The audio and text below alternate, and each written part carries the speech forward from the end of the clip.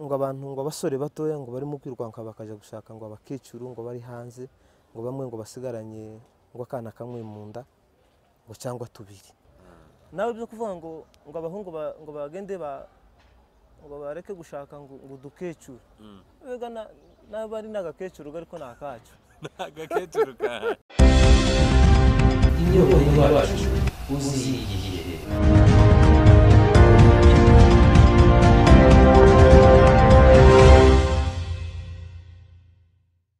Gushakana kw'abasore batuye hanze ya Afrika ndetse n'abasore batuye muri Afrika, aho ngo byagiye bigaragara kenshi na kenshi ko gushakana hagati yabo bose akenshi biba bigamije inyungu. Kuba ari muri Afrika ugasanga ati baba bashaka amaramuko, ni ukuvuga ngo kuba bari gushaka abari hanze bashakisha amafaranga, abari gushakwa nabo ino bavuye hanze bati Nabakecuru, ati abandi bafite inenge nyinshi zitandukanye, atariko nanone kubera yuko bafite amafaranga ugasanga ko baragura abana. Ibyo ni byagiye bivugwa kuri social media zitandukanye hano muri Kenya, aho twagiye tubibona ndetse n'ahandi hirya hatari na hano muri Kenya gusa bigenda bivugwa bigarukaho kenshi na kenshi. Iwe rero uno munsi akaba ashatse kugira ico ari buze kuvuga kuri ibyo bintu abantu bagenda bibaza cabuze se bavugaho bitandukanye mbese batabyumva kimwe. Kadusabe utangire wibwira abadukurikiye muvanda. Sawa, nitwa Ndaberewe Alex. Watwandikiye tubwira ngo uti hari ibintu byinshi bagiye ubona ku social media hagati y'abashakira hanze n'abashakwa muri Afrika, utubwira ko hari ico wifuza kuba wabivugaho. Ya, murakoze cyane. TV kwanza ndabashimiye cyane kuba mumbaye kano kanya. Ijambo rigira kabiri, ndabanza nihanganisha ubwoko bwacu bw'abanyamurenge ku bibazo by'intambara dufite. Ntabwo bitworoheye, ndabizaho umunyamurenge wese ahari ku isi ni ibintu bimubabaje, ndetse uretse n'umunyamurenge n'abandi bantu benshi birababaza. Ariko nagira ngo ntange pole cyane ku bwoko bwacu. Ijambo rya kabiri, ndongera nihanganishe abacu babuze ababo mu Gatumba. Urabona ko kino cyumweru turacyari ko tubibuka. Ku itariki 13 nibwo twibutse. Abanyamurenge bose ndabizi kuko twafatikanyije kwibuka abacu bazize akarengane, cyane cyane ntanga n'ihumure ko babuze imiryango yabo. Hanyuma nagiraga ngo tuganireho bukeya ku bintu byabica kuri social media, abantu bavuga bese bamagana gushaka abakobwa bari hanze. Hari ibyo nje nategereye numva ntibinsa n'ibinkozeho, ku buryo usanga abantu bita abakobwa bashatswe bavuye hanze ngo ni abakecuru. Habe na hano uzakunda umuntu akuzeho afite imyaka myinshi, ariko kubera ko ari wo wakunze uzamushaka. Kandi buriya njewe hari ikintu cyane natekerejeho, sanga ushaka umukobwa uri hanze nubwo yoba akuze, ariko urukundo ntirugendera ku myaka, ntirugendera ngo nuko ari ahantu furana. Nabibonye ejo bundi abantu babivugaho baravuga ngo abantu ngo abasore batoya ngo barimo kwirwanka bakaja gushaka ngo abakecuru ngo bari hanze ngo bamwe ngo basigaranye ngo akana kamwe mu nda ngo cyangwa tubiri. Mu by'ukuri niba umukobwa ataragiriwe amahirwe yo gushaka ari hano muri Afrika akayagira ageze hanze, nje mbona nta mpamvu yo kubwira abasore ngo bareke gushaka ngo abakobwa bari hanze ngo nuko bakuze. Byo kuvuga ngo abakobwa bari hanze ngo bashakwe n'abahungu bari hanze, cyangwa ngo abari hano muri Afrika, muri Kenya cyane no mu Rwanda niho nabonye bakoresheje, no mu Bugande ngo baza bashakwa nabo bari kumwe. Nje mbona atari sinemezanye n'icyo gitekerezo, kubera kuko buri muntu iyo ukunze umuntu tureba ngo ari muri kino gihugu ntabwo ureba ngo ari hanze cyangwa se ngo ari muri Afurika. Urukundo iyo wamaze guhitamo wakunda uri hanze wakunda uri hano, mbona nta mpamvu yo kubwira abasore ngo bareke gushaka ngo abakobwa bari hanze ngo nuko ngo bafite ifaranga. Yego ugize niba hatu ukamubona ufite ifaranga wahuzwa n'iki kumushaka? Uzamushaka kimwe nuko uzakunda umukobwa muto uri hanze muri Amerika cyangwa Australia cyangwa Canada, uzakunda umukobwa uhari afite imyaka mikeya umushake, uzakunda wa wundi uri mu myaka ikuze umushake, kubera ko urukundo ntirugendera ku myaka cyangwa ngo niki. Iyo ubonye umuntu ukamukunda je numva ari byo by'ingirakamaro. Wakunda uri hanze, wakunda uri hano muri Kenya, mu Rwanda, wakunda n'uri muri Congo. Iyo wamaze gukunda ntabwo bigirwa ngo wakunze hanze cyangwa ngo wakunze ifaranga. Yego hariho abahungu hano benshi bakunze gushaka abakobwa bari hanze. Abenshi ni babandi numvise bavuga ngo badakora.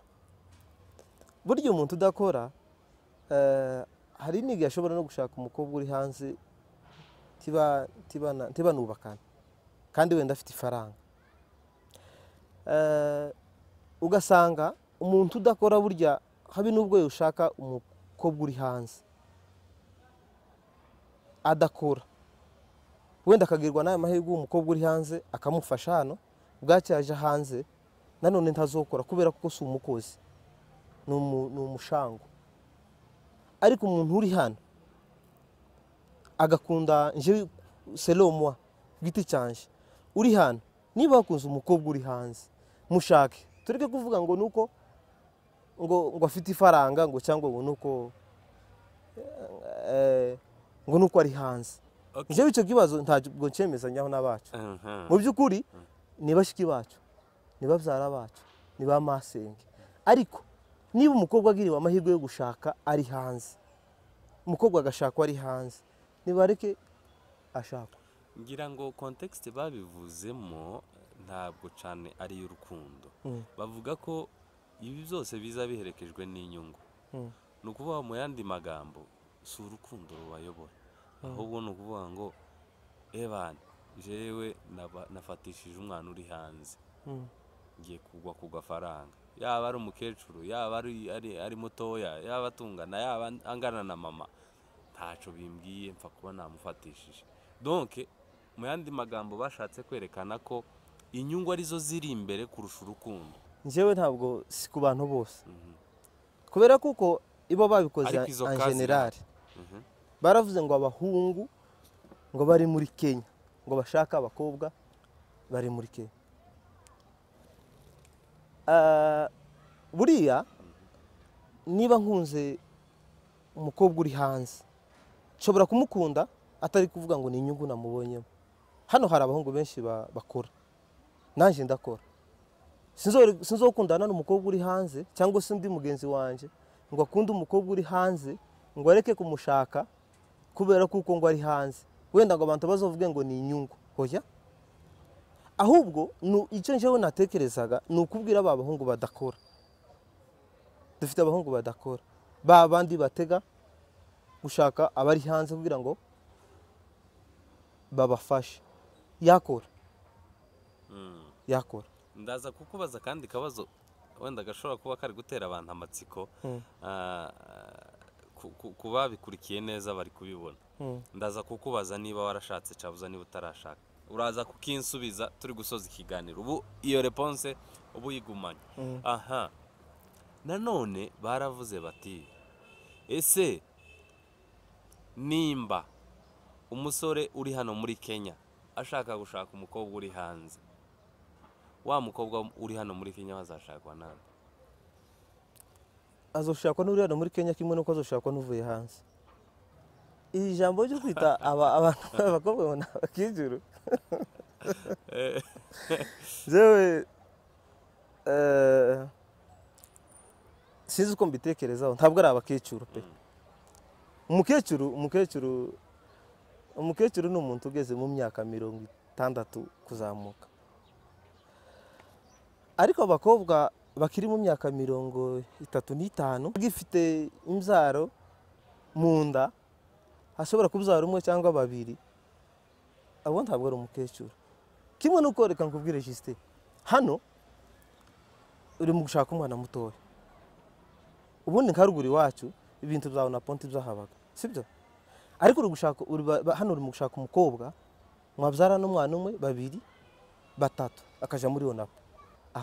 Ni kimwe nawe wundi washatse hano mutoya none azokubyarira kamwe babiri amara akaja muri onapo.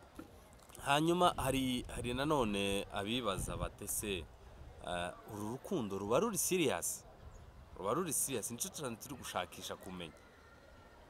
Kuvuga ngo uvuye hano muri Kenya umenyeye umuntu kuri WhatsApp, hanyuma muratangiye murandikiranye, uwo muri kumwe hano uramubona, uramuzi, uzi karakteri ziwe byose, nta kintu na kimwe cy'uyobewe, ariko ukirukira wa wundi utarigera ubona, ujya bakurangiye bakohereje ifoto mukageraho mukundana mugashakana, kandi utitaye wenda ku myaka ye. Uriya urukundo ni impumyi. Njyewe uko mbitekereza, hari ukuntu nyine nk'uko bivuze, ukunda umuntu, wakohereza ifoto y'umuntu ukabumva uramukunze utaramubona, sibyo? Hari ukuntu wenda nabyita gute se, hari ukuntu ushobora kubona umukobwa hano muri kumwe ntumukunde. Okay, en fait reka nsubize kuri kino kibazo. Ibintu byo kuvuga ngo abahungu bari hano ngo baza bashaka bari hano, n'abahungu bari hanze bashake abari hanze. None se abari hanze, niba umuhungu uri hanze niba atabonye umukobwa ashimye uri hanze, azoreka gushaka? Niba umuntu ari hano utarabona umukobwa ukunze hano, tuzoshaka ngo paka tuwushakira ahandi? Je mbona atari byo mu by'ukuri. Ese nizihe nyungu ziri hagati, nizihe nyungu ziri mu gushaka umukobwa wo hanze, tugendeye ku nyungu gusa? Buriya inyungu yose, inyungu yo gushaka ni ukubaka, ni ukugira urugo rwiza. Kimwe nuko ushobora gushaka umukobwa uri hanze bwacya mugatandukana. Hari igihe ushobora gushaka uri hano mugatandukana. So gushaka inyungu, gushaka umukobwa uri hanze ku nyungu runaka ni kimwe nuko ushobora gushaka umukobwa uri hano kubera inyungu runaka. So ushaka n'umukobwa uri hano ufite abiwabo hanze bakagufasha, sibyo? Si ngombwa ngo niba ushaka amafaranga ngo urashaka umukobwa uri hanze, uwo mushaka hano, cyangwa umukobwa ufite akazi hano ubayeho neza akagufasha hano. Ariko njyewe ntekereza ko gushaka umukobwa uri hanze atari ukuvuga ngo ni inyungu za buri wese. Ndabere, ariko nanone hariho reality hari igihe abasore benshi bari mu kuja gushaka abageni, akakubaza ngo ese ufite iki? Ibyo si iyo ni inyungu. Noneho nk'umukobwa uri hano we, ababyeyi bakamubwira nti oya, nta mpamvu yo gushakana n'umusore uri hano, wowe shakana n'uri hanze. Ababyeyi bakabimubuza pe, cabuza se nawe akabyishiramo nyine akimvisa ko atagomba gushakana n'umuhungu uri hano. Kimwe nanone n'umuhungu uri hano uba yifuza kuvuga ngo yashakisha umukobwa gusa uri hanze. Biterwa n'umutima w'umuntu, jewe uko mbitekereza. Impamvu jewe mbivuga gutyo, buri umuntu agira karakteri ziba zagenderaho mu buzima. Juste niba umuntu yari setinzemo ikintu cyo kuvuga ngo nzoshaka umuntu uri hanze, ashobora kumushaka akamubona cyangwa akamubura. Niba umuntu yaravuze ngo nzoshaka uri hano, azomushaka cyangwa yisanga yashatse uri hanze. Ariko si kuvuga ngo abahungu bari hano ngo bareke gushaka. Njyewe icyo kintu nicyo wenda nashatse cyane ko mvugaho. Ntabwo ari kuvuga ngo kubwira urubyiruko ruri hano muri Afurika ngo bareke gushaka abari hanze, cyangwa ngo bari hanze ngo bashaka abari hanze bareke gushaka abari muri Afurika. Muri ko umuntu ashake urukundo umuntu urukundo rumuyobora. Nanjye sinshigikiye ba bandi abahungu badakora bavuga ngo niba adakora ngo reka ashake uwo hanze kugira ngo azoza amufasha. Uwo nguwo nyine ni umuntu uwo nta rukundo aba afite. Ariko umuntu ufite urukundo ntareba ngo yashatse muri Afurika, ntareba ngo yashatse hanze. So ibintu zo kubwira abantu, kutubwira nkatwe abantu bakiri abasiriba. Ugihurutseho. Abantu bakiri abasiriba ngo nitureke gushaka abari hanze ngo paka dushaka abari muri Afurika. None se niba ntakunze uwo muri Afurika ngakunda uwo hanze sinzoshaka. Aho ngaho none nari nshaka kugira ngo nkuzane n'ubundi. Ese ibi byose nti wabivuga mu rwego rwo gushakisha umugeni hanze? Njyewe sindashaka. Kurivuganira. Oya. Njyewe sindashaka. Yego. Kandi hariho n'abagenzi banje b'inshano abahungu batarashaka. Kandi wenda atazi ngo azoshaka hano muri Afurika cyangwa azoshaka hanze. Sero naho urukundo rwiwe ruri. Niyo akunda uri hanze azomushaka. Habe nanje wo havuga. Nje wo uganira. Nimbona umukobwa uri hanze nzomushaka. Nimbona inkunda uri hano nzomushaka. Bizategwa n'urukundo nzaba nakunze. Ariko de preference icifuzo cyawe nyamukuru ni ugushaka uri hano cabuze uri hanze. Okay. Njewe icyo nifuza no kuzashaka umukobwa uzanubakira. Mbese umugore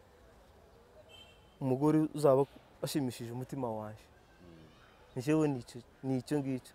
Nawe zo kuvuga ngo ari hanze afite ifaranga, hano turazifite. Hano turi mu gukora. Turi mu kogosha, turi mu kurisha protector, turi mu gukora n'utundi tuzi, turi mu kina amafilime kandi tukabonamo amafaranga. Ariko ikiza ni ukubona umugore ugushimisha yaba hanze yaba ari hano.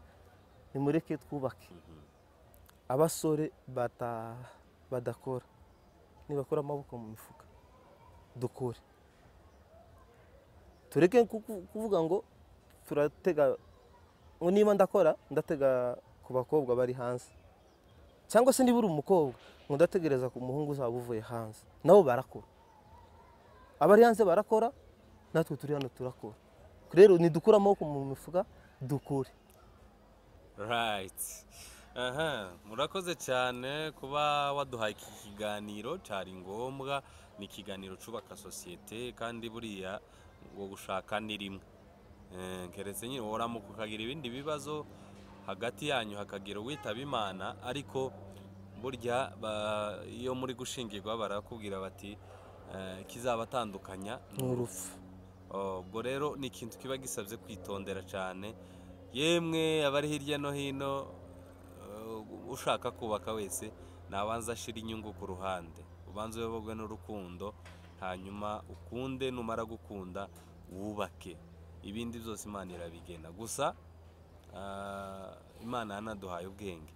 Imana yaduhaye ubwenge, tugomba kuza dushishoza cyane kugira ngo tugire ingo zikomeye. Kuri microphone rero mwari kumwe na Rutebuka nkuko bisanzwe. Hanyuma umutumirwa wacu yari Ndaberewe Alexis. Turagushimiye cyane kandi ntimumutera amabuye. Ntibanumve nabi kubera ko njewe nashatse kubwira urubyiruko, ahubwo babandi badakora nicyo cyo nagatekereje nuko twabigisha gukora. Tukangurira urubyiruko gukora. Tukangurira urubyiruko rwacu gukora. Nawe byo kuvuga ngo abahungu ngo bagende ngo bareke gushaka ngo dukecuru. Wega nabari nagakecuru ariko nakacu. Nagakecuru ka. Tuzobashaka na bakobwa bacu. Ariko umuntu niba kunze umukobwa ukuze nimumureka ashake yubake. Right. Je niko numva umureke yubake azobyara abana 2 3 kubaka umuryango. Right. Murakoze cyane. Murakoze rwose.